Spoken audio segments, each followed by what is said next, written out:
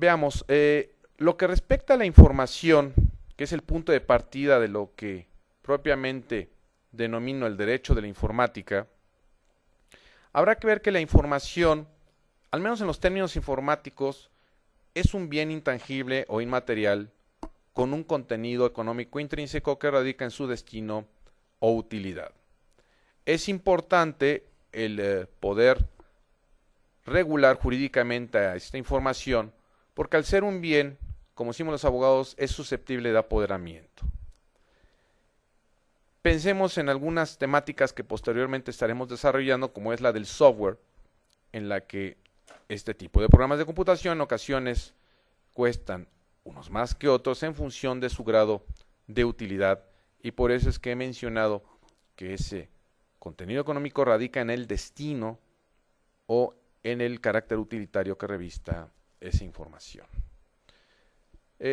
Pues bien, esta información también habrá que damizarla, habrá que matizarla, porque en forma reciente, prácticamente a finales del 2007, hubo de hecho dos reformas. El artículo sexto de nuestra Constitución Federal menciona la importancia de lo que es el derecho a la información y todo esto en torno a lo que se conoce como la transparencia de la información vis a vis la rendición de cuentas. Como ustedes saben, está cada vez permeando más en la sociedad mexicana toda esta llamada cultura de la transparencia de la información. Paulatinamente han estado surgiendo institutos de transparencia de información, pensemos por ejemplo en el IFAI y en la Ley Federal de Transparencia y Acceso a la Información Pública Gubernamental. Bueno, esto nos lleva a la temática de la protección de datos personales. No me quiero extender en lo que es transparencia de la información, sin embargo es importante que estemos atentos a toda esta situación. Supongo que ya en el estado de Coahuila ya tienen su Instituto de Transparencia de la Información, en el cual ustedes como ciudadanos tienen la posibilidad de acceder a información de carácter pública, o al menos que este instituto les interceda para efectos de obtenerla. Y a nivel federal, como les decía, tenemos el IFAI. El capítulo cuarto de esta Ley Federal de Transparencia y Acceso a la Información Pública Gubernamental regula todo lo que es lo concerniente a la protección de datos, pero entiéndase bajo la perspectiva de los archivos públicos. Sin embargo, aquí en México todavía hasta la fecha no está regulado lo que corresponde propiamente a los archivos privados. Los archivos privados están al margen de este tipo de situaciones. Y pensemos, por ejemplo, en la información que a diario suministramos con algún determinado propósito, por ejemplo, para comprar una pizza a domicilio, en donde suministramos nuestro nombre, nuestro teléfono, nuestro domicilio y eventualmente la tarjeta de crédito. Todo ese tipo de información que, le repito, a diario estamos proveyendo para propósitos varios, como puede ser la solicitud de un empleo, etcétera, desafortunadamente no tenemos la garantía de que pueda ser empleada, utilizada para los propósitos para lo cual la proveímos o suministramos. Todo esto engendra una serie de problemáticas muy severas. Pensemos en los archivos de carácter clínico, en esta información que le damos de carácter confidencial a los médicos y que eventualmente puede ser usada para efectos, pensemos, de discriminación laboral o de otra naturaleza, o quizás otro tipo de información que suministramos de contenido económico y que después es uso de promoción, de propaganda publicitaria, muchas veces bajo el esquema de lo que se conoce como el spam que viene siendo el correo no deseado o no solicitado. Pues bien, en México desgraciadamente carecemos de una ley que nos proteja para el manejo inadecuado de esa información de carácter personal. Sin embargo, es conveniente mencionar que existen dos propuestas de reforma, tanto a lo que es el artículo 16 constitucional para regular este tema de la protección de datos a nivel de derechos, que fundamentalmente son los de acceso, rectificación, cancelación, modificación, las de uso conforme al fin y la de prohibición de interconexión de archivos. Fíjense ustedes, como informático es muy importante porque si estuviera plasmada en la ley, como es el caso de otros países, los llamados responsables de archivos o de datos, ustedes tendrían una relevancia muy significativa en cuanto a la custodia y salvaguarda de esa información. Pues bien, es importante mencionar que en ese artículo 16 que les menciono, se trata de regular los derechos y las excepciones en materia de protección de datos, y también hay una propuesta de reforma al artículo 73, si no mal recuerdo, fracción 29, letra ñ, sería nueva esta letra ñ, que le daría atribuciones al Congreso, entiéndase federal, para poder legislar en materia de protección de datos. Esta es una de las temáticas que yo les diría que actualmente reviste pues más importancia y que desafortunadamente, a pesar del transcurso del tiempo, no han sido objeto de una regulación. Otro tema quizás también significativo es el de la protección jurídica de los programas de computación. Hace rato les decía que estos programas de computación pueden ser susceptibles de apoderamiento y ustedes lo saben perfectamente. Yo estoy seguro que ninguno está libre o exento de haberlo realizado. El problema de la piratería de los programas de computación. ¿Por qué se realiza la piratería de los programas de computación? Bueno, pues la mayoría de los usuarios esgrimen que es porque están muy caros los programas y que prefieren comprarlos en su versión pirata, 100, 150 pesos, etc. Pero pensemos que las empresas que desarrollan esos programas de computación invierten dinero en el desarrollo de esos programas, en la comercialización, en los salarios a las personas que los hacen, etcétera, y que ellos tienen un legítimo derecho para poder recuperar esa inversión. Pensemos que ustedes se dediquen al desarrollo de programas de computación, los quieren comercializar y otras personas sin escrúpulos, en este caso copian, piratean sus programas y los comercializan a precios bajos. Ustedes no obtendrían ningún beneficio de ello. Le estoy hablando como desarrolladores de programas de computación. Si ustedes lo ven bajo la perspectiva de los usuarios informáticos, claro, pensarán que está más que justificado el realizar la piratería de estos programas.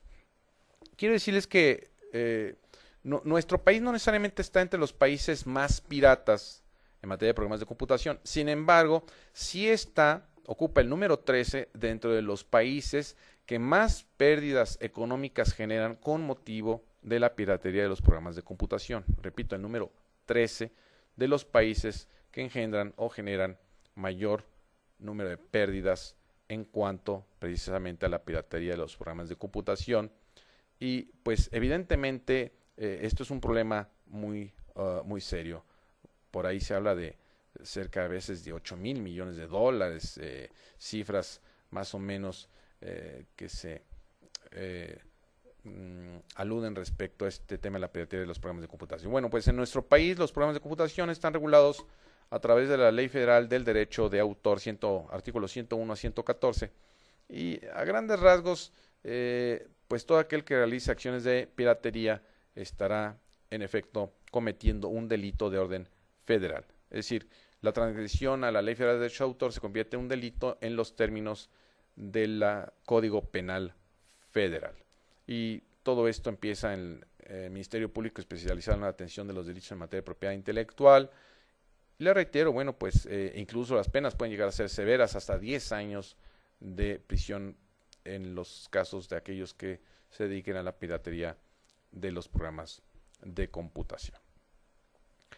Otra temática es la de la regulación de Internet. Mucho se pregunta si regular o no Internet. En los Estados Unidos de América hubo una ley de la decencia en las comunicaciones que pretendió regular precisamente Internet y que finalmente fue declarada inconstitucional por atentar contra la libertad de expresión. Entonces, en México no tenemos nada a este respecto, pero sí mencionarles que prevalece lo que se conoce como la autorregulación. ¿Qué es esto de la autorregulación?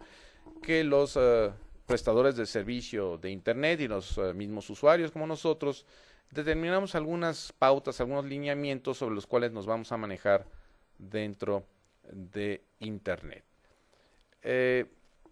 Otra temática que quizás es muy significativa es la de los delitos informáticos, y en este caso son aquellos que se cometen mediante el uso de las computadoras o que eventualmente son empleadas estas computadoras, yo no solo pensando en la obtención de algún lucro a través de un daño que se provoque a otras personas, sino que también son objeto de este tipo de delito. Es decir, la computadora puede ser el instrumento o el objeto del delito. Existe una gran cantidad de delitos informáticos que en la actualidad se vienen desarrollando, como el phishing, que de algún modo pues es obtener información subrepticia de parte nuestra para emplearla con otros propósitos. Esto tiene mucho que ver con el famoso robo de identidad. El farming, que son montajes que se hacen y que a veces no nos damos cuenta, pensamos que es un portal de nuestra institución bancaria, realizamos operaciones y pues resulta que ahí están obteniendo información que a la postre propiciará que nos vacíen nuestras cuentas. Existen también problemas a nivel de lavado de dinero por internet, pues por supuesto también todo lo que es clonación de tarjetas, falsificación de documentos, etcétera. Y bueno, pues una de las, a mi modo de ver, grandes problemáticas que tenemos en materia de los delitos informáticos es precisamente la referida a la pornografía infantil en Internet. Es decir, criaturas, muchas de ellas recién nacidas, que son literalmente secuestrados, estas criaturas, estos niños, por personas sin escrúpulos que los hacen filmar videos decadentes de carácter fundamentalmente pornográfico y que pues tienen distintos niveles dependiendo precisamente de las acciones que se realicen. Puede haber desde los tocamientos propios de los menores, tocamientos entre dos menores, o tocamientos entre un adulto y un menor, o de relaciones sexuales entre menores, o de un menor con un adulto de igual o de distinto sexo, o relaciones sexuales de menores con animales, en aquello que se conoce como la zoofilia, o incluso algunos videos conocidos como snuff, en donde se realicen actos sexuales, posteriormente se ejecuta a la criatura, al niño, se le cercena, se le mutila, se obtienen los órganos vitales y ya los tienen vendidos a precios estratosféricos en distintas partes del mundo. Entonces, como ven, es un negocio muy lucrativo para estas personas despreciables por donde la queramos ver. Y se ha tratado de desarticular todas estas bandas de delincuencia en materia de ciberpederastía. Y pues en el caso de Estados Unidos tenemos lo que es propiamente el FBI, que tiene un escuadrón especializado para combatir los delitos informáticos. También tenemos el caso de la Guardia Civil Española, también el caso de Scotland Yard, de Europol, de la Interpol, etcétera. En el caso de México tenemos que las autoridades que normalmente se abocan a toda esta cuestión de los delitos informáticos es la AFI, y en materia de pornografía infantil en Internet tenemos a la Secretaría de Seguridad Pública Federal, a la Policía Cibernética, precisamente dependiente de la Policía Federal Preventiva. Han tenido algunos logros significativos. Hace poco hubo una unificación de mandos, perdón, y en este caso, bueno, pues se está tratando de continuar con la persecución de este tipo de delitos que, como les repito, son sumamente lacerantes. Bueno, también tenemos otro tipo de... Bueno, para concluir de los delitos informáticos, sí en efecto tenemos alguna regulación en el Código Penal Federal, fundamentalmente en lo que respecta al uso inadecuado de la información que se emplee con propósitos de beneficio propio o ajeno. Decirles que las sanciones privativas de libertad, que podrían ser acreedores a aquellos que cometen este tipo de delitos, pueden llegar hasta los 12 años de prisión. Hago un llamado a ustedes, fundamentalmente alumnos de informática, a que no se dejen llevar por estas tentaciones de obtener lucros, en ocasiones es cierto, sustanciosos, significativos, de manera relativamente fácil, pero que en caso de que dejen rastro, huella, podrán ser objeto de una investigación y una detención. Aquí, como ustedes saben, tenemos la distinción entre el hacker y el cracker. El hacker es el que tiene el alto grado de conocimiento y en su caso experiencia en materia informática y que dicen que fundamentalmente buscan identificar las fallas de seguridad. Y los crackers que, valiéndose de esos descubrimientos que hacen los hackers, aprovechan esa situación para obtener estos beneficios, les repito, propios o ajenos, pero en detrimento de los intereses de algunas personas.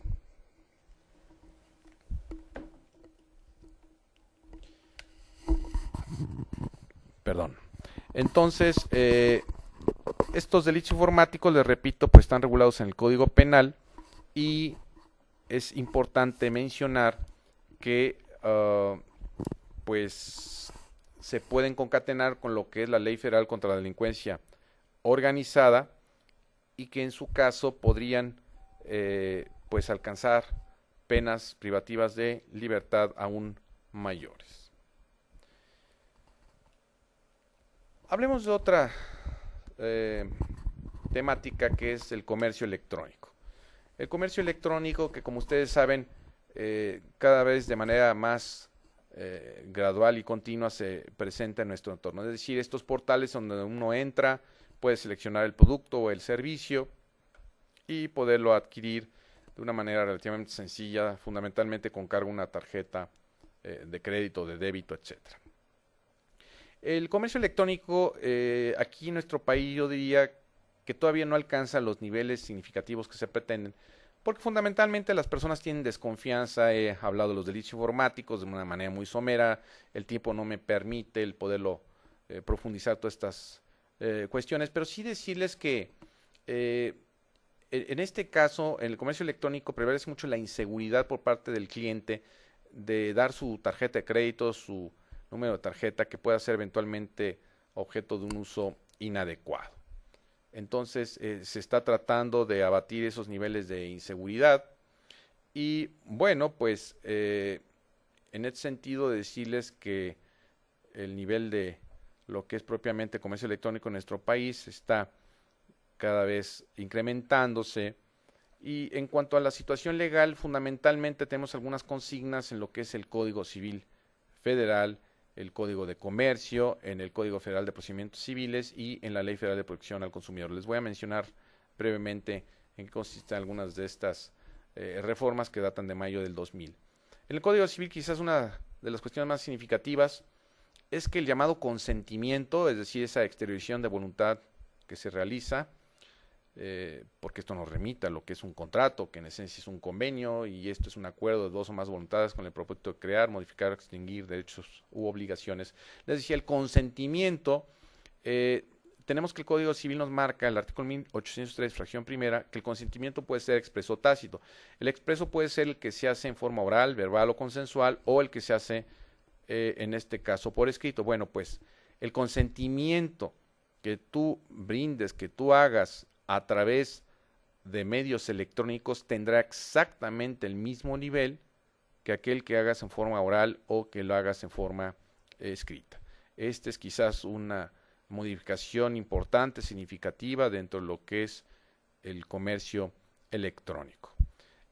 También mencionarles que el Código Federal de Procedimientos Civiles y el Código de Comercio mencionan que los llamados documentos electrónicos, es decir, todo este tipo de situaciones generadas por el uso de las tecnologías de información y comunicación, tendrán que ser aceptadas como medio de prueba y a su vez tendrán un valor probatorio y este estribará en la fiabilidad del método que se haya empleado. Posteriormente me voy a volver a referir a este aspecto una vez que hablemos de los aspectos precisamente del valor probatorio de los documentos electrónicos. Bueno, decirles que en materia de comercio electrónico también tenemos algunas consignas en la Ley Federal de Protección al Consumidor, en donde propiamente se intenta dar una protección a este tipo de consumidores que realizan operaciones por vía del comercio electrónico. Pero hablemos de mencionar que esas consignas de la Ley Federal de Protección al Consumidor solo aplican en el caso de aquellos que adquieran bienes dentro de lo que es propiamente empresas establecidas en la República Mexicana, porque de otra manera no podrá ser aplicable en una jurisdicción distinta. En ese sentido, hay una serie de consignas. Los invito a que revisen el portal de la Profeco, www.profeco.gov.mx, para que vean cuáles son algunos de los elementos que deben de contener este tipo de portales, porque en ocasiones pues no se tiene la información adecuada respecto al responsable, algún número telefónico en donde, en caso de que tengas alguna duda, alguna queja, puedas manifestarte, o también en algunos casos que no se detallan adecuadamente los precios, es decir, se dice en principio cuánto va a costar, pero después cuando ya te lo llevan a tu domicilio hay una serie de incrementos aludiendo a los costos de envío, etcétera. Es decir, que tiene que ser muy puntual la información que aparezca en estos portales para que no seamos objeto de algún tipo de engaño. Entonces, es muy fácil, temo decirles, que de repente en algún portal nos muestren un producto con un determinado precio, cuando que en realidad ese producto es un precio mayor, pero nosotros nos dejamos llevar por esas imágenes. Es decir, que hay muchas veces un manejo inadecuado por parte de los proveedores de bienes, prestadores de servicios en este tipo de páginas de comercio electrónico. Así es que les repito, valdría la pena que se revisara estos rubros. En cuanto al spam que les mencionaba en un principio, es decir, se traduce en el envío del correo no deseado o no solicitado. ¿Cuántas veces estamos recibiendo en nuestras cuentas de correo pues algunos mensajes que no los solicitamos y que en su caso pues nos llegan a extrañar un poco el por qué nos llegan a nuestra cuenta? Entonces, este tipo de correos no deseados o no solicitados se han constituido actualmente un problema muy severo. En ocasiones se logra medianamente controlar a través de los filtros anti-spam. También en este sentido se tiene algunos intentos de regulación,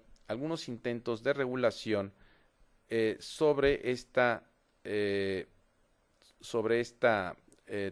temática, pero todavía hasta el momento no han encontrado un cauce adecuado este tipo de proyectos de ley para regular el spam. Sin embargo, la misma Ley Federal de Protección al Consumidor, está en este caso señalando algunas pautas respecto a la protección de las personas precisamente sobre estos correos no deseados, no solicitados. Es conveniente mencionar que en este sentido la Profeco ha recientemente ha introducido un mecanismo por el cual uno se puede dar de alta y cualquier persona o institución que pretenda mandarnos correos fundamentalmente de carácter publicitario deberá, en su caso, revisar esa lista para ver si no estamos excluyéndonos del envío de ese tipo de correo. Es decir, si yo quiero mandar un correo a ese destinatario y aparece en esa lista, no podré hacerlo a menos de que nos lo autorice.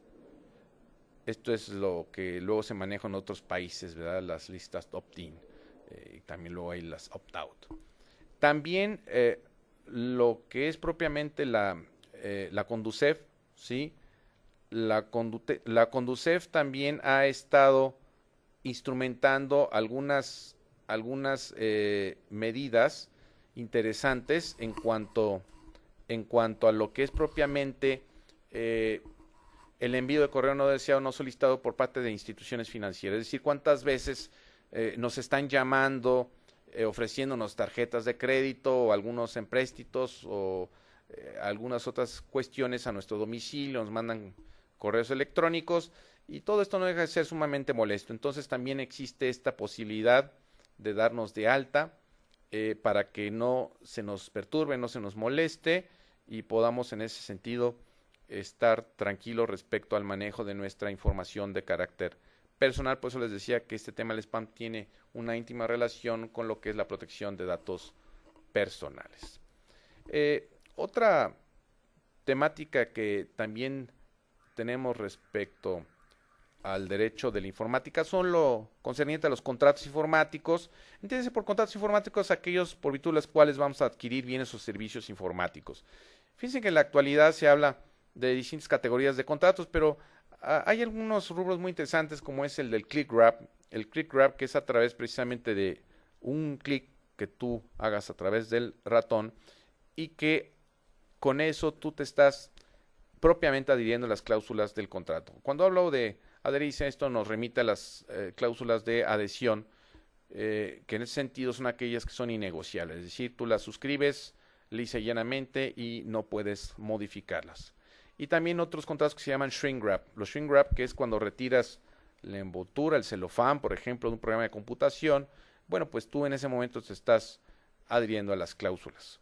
Bueno, los contratos informáticos aquí en nuestro país pues tienen muchas características muy señaladas, pero en ocasiones se manifiestan con un alto grado de tecnicidad, es decir, que tienen cláusulas con una serie de terminología muy técnica y que en ocasiones dificulta la cabal comprensión de este tipo de contratos. Así es que tenemos que ser muy cuidadosos cuando firmemos cualquier tipo de contrato, pero más cuando se versa sobre temas de informática. Ustedes, aunque creen tener conocimientos en materia informática, no es difícil que eventualmente puedan ser objeto de algún tipo de engaño, ofreciéndoles características técnicas de productos que a la postre no les van a cumplir. Existe una serie de garantías que eventualmente son convenientes que se pacten en un contrato de informática, como es la garantía de conformidad, la de buen funcionamiento, la de evicción. La evicción es una reivindicación de la propiedad material que realiza un tercero respecto a un bien que te venden y que a la postre resulta que quien te lo vendió no tenía la legítima titularidad. Y también la garantía contra vicios ocultos. Yo quisiera decirles que en materia de contratos informáticos, de algún modo existen regulaciones en cuanto a lo que considera la contratación pública. Al respecto los invito a que vean la página www.compranet.gov.mx, donde de algún modo se marcan las pautas de cómo tienen que ser las adquisiciones, y dentro de esas adquisiciones tenemos los equipos de cómputos, los periféricos, algunos servicios a nivel de asesoría, asistencia técnica, mantenimiento, etcétera. Esto en cuanto a la emisión pública en sus distintos niveles: federal, estatal, municipal. Y le reitero, bueno, pues en este caso existen algunas reglas muy puntuales, pero también existen otro tipo de usuarios como son las grandes empresas, las medianas empresas, las pequeñas empresas, y no solo los particulares, que generalmente somos los que estamos más indefensos, más proclives a que se cometan irregularidades en detrimento de nuestros intereses.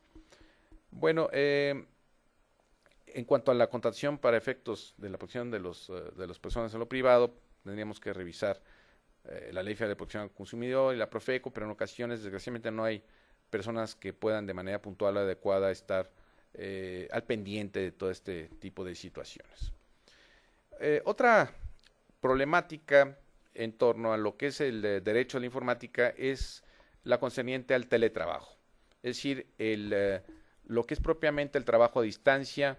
En nuestro país está muy incipiente esta situación. Si acaso ahora se han empezado a desarrollar sistemas educativos a distancia, o lo que se conoce como universidad virtual, y bueno, pues es una manera en que ahorita simplemente lo estamos de algún modo practicando. Les estoy grabando la videoconferencia, ustedes la estarán viendo. Es una manera en que sin la necesidad de la presencia física uno pueda desarrollar una determinada actividad. En algunos otros países ya se tienen regulaciones muy puntuales a ese respecto, y también tenemos asociaciones de teletrabajadores, etcétera. Es decir, es una nueva forma de trabajo en la que deberemos irnos acostumbrando, que reviste peculiaridades muy significativas. Por ejemplo, en el caso de un servidor, que estoy aquí en la Ciudad de México, pues sin necesidad del desplazamiento físico, podríamos en este caso desarrollar este tipo de labores. No hay consignas muy señaladas o pronunciadas a este respecto en nuestra Ley Federal del Trabajo, pero sí mencionarles que en algunas ocasiones se conoce como el trabajo a distancia. Algunos lo tratan de similar dentro de lo que es propiamente el trabajo a domicilio, aunque tiene matices diferenciados que no permiten adecuadamente manifestarnos en ese sentido. También tenemos algunos aspectos que son importantes en lo que concierne propiamente a al uso de la informática en materia laboral y que tiene algunas implicaciones respecto a las condiciones de trabajo. Así es que este tipo de situaciones se están empezando a vislumbrar y que pues yo les diría que hay incidencia respecto a elementos como la jornada de trabajo, sobre lo que es los días de descanso, las vacaciones y sobre todo quizás uno de los temas más significativos es el salario, es decir, esa retribución que uno obtiene por la actividad que realiza. Eh, la verdad es que en nuestra ley federal del trabajo faltan algunas consignas para regular adecuadamente esta vertiente laboral derivada por el uso de la informática. Pensemos simplemente en los riesgos informáticos, los riesgos que pueden ser de carácter físico, de carácter psicológico. Revisamos el catálogo de riesgos informáticos y nos encontramos que en muchas ocasiones no están debidamente considerados aquellos que eventualmente pueden desarrollarse a través del uso de las computadoras.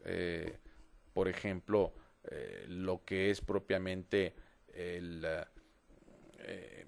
el tener molestias a nivel de la espalda, a nivel lumbar, a nivel de las falanges, de las articulaciones, a nivel, por ejemplo, de lo que es cefalias, de lo que es algo muy, pues, desafortunado, que es la disminución de la agudeza visual, propiciada por el uso continuo, exposición continua a estas pantallas de las computadoras. Entonces, tenemos una serie de implicaciones que eventualmente tienen que ser objeto de una regulación por parte del derecho. Y bueno, para concluir, les mencionaría que es propiamente el valor probatorio de los documentos electrónicos. Este valor probatorio de los documentos electrónicos, como ya se los adelantaba, es un tema muy álgido porque en los órganos jurisdiccionales a nivel federal y estatal están empezando a recibir muchos soportes electrónicos, muchos documentos electrónicos que son ofrecidos como medio de prueba.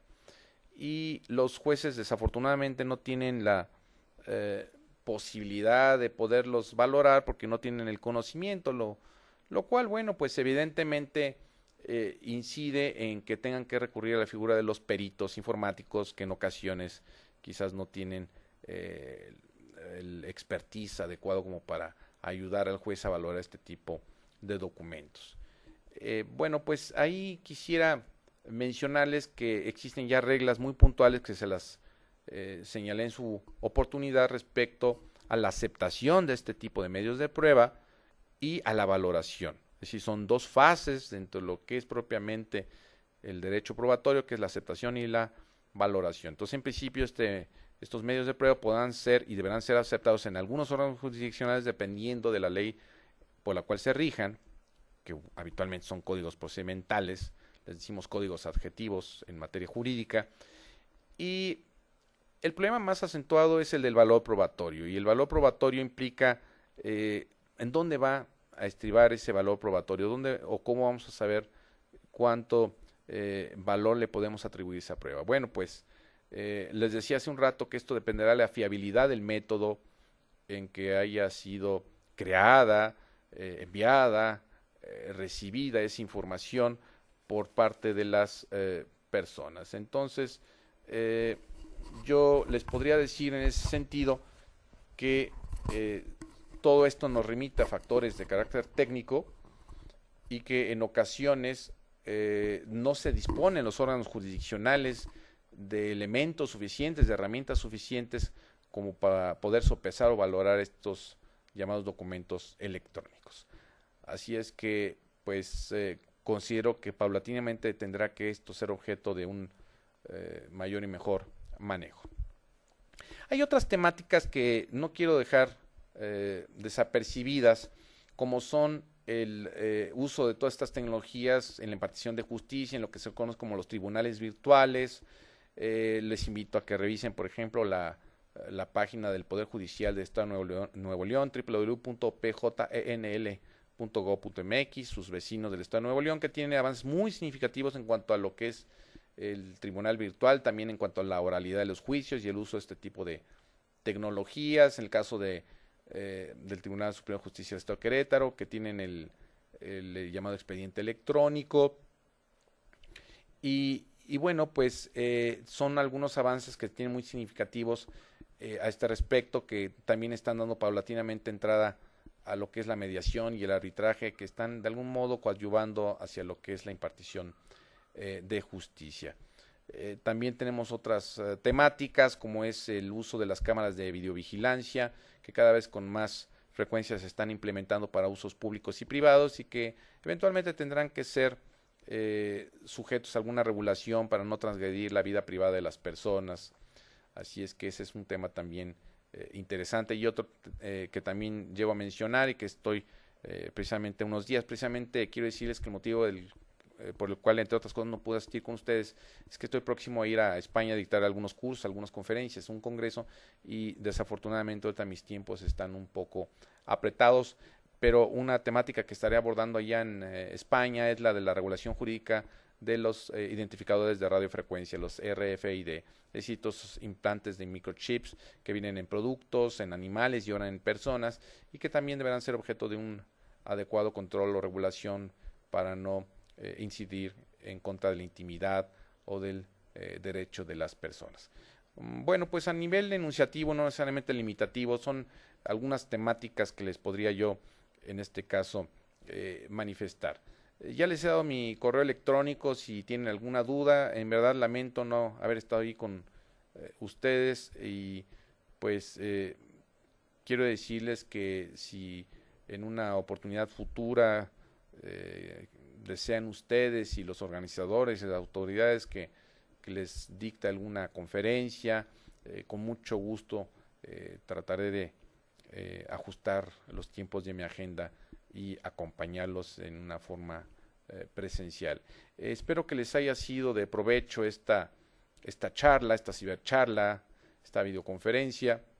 Les envío un cordial saludo y espero que los trabajos que han estado desarrollando hasta este momento en este cuarto foro nacional, la frontera norte en pro de una cultura de la legalidad, hayan sido muy satisfactorios, hayan sido muy provechosos y pues yo espero que este tipo de esfuerzos se deriven hacia la búsqueda y sobre todo que encontremos ese camino que tanto pretendemos de un país más adecuado.